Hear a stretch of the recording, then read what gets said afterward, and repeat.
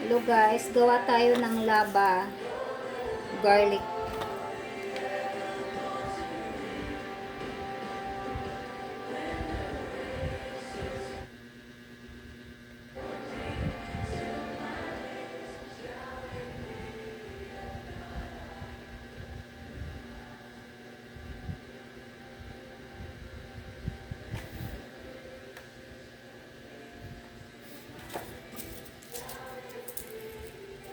Ito oh. Gagawa ko ng lava garlic. Ipipil ko muna siya. Masarap kasi ito na side dish. Tsaka maganda din sa katawan. Huwag lang sobra po. Tsaka may mga tao na hindi pwede po. Or yung health and condition ng isang tao ay hindi siya pwede sa garlic, raw garlic or lava garlic. Kasi matindi ang ano nito. Matindi po ang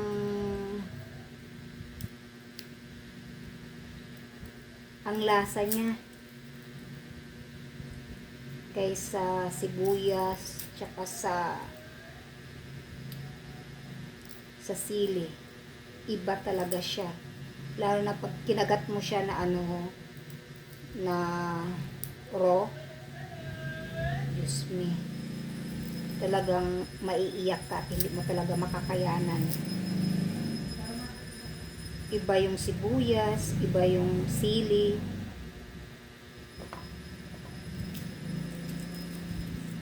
Kanya-kanya silang spices.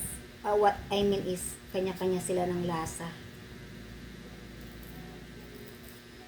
Yung hindi siya familiar sa lava garlic or sa raw garlic, hindi niya kakayanin to.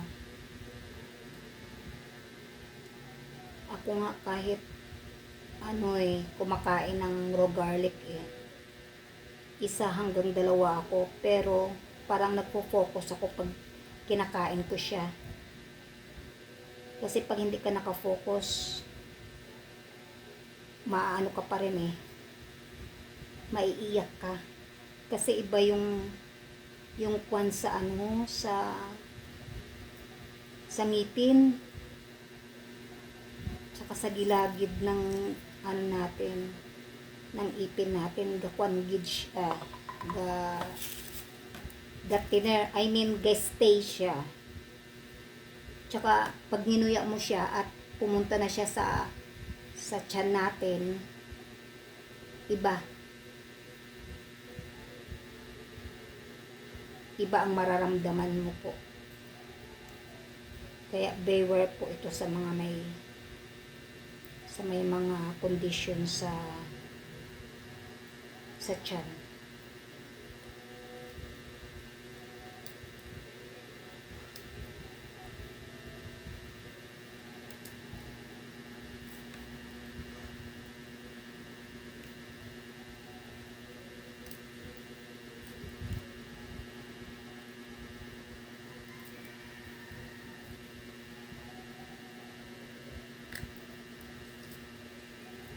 Siguro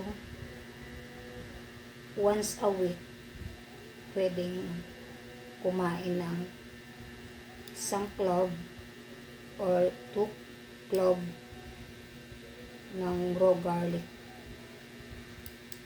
if okay yung mo, tiyan mo or health condition mo. Paano siya? Matigas?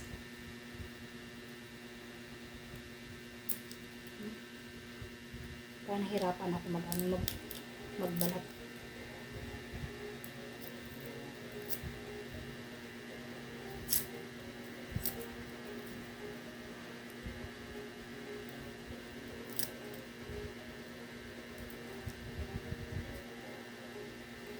Guys. Okay, hinayos ko yung upo ko. Kasi mahirap na tayo.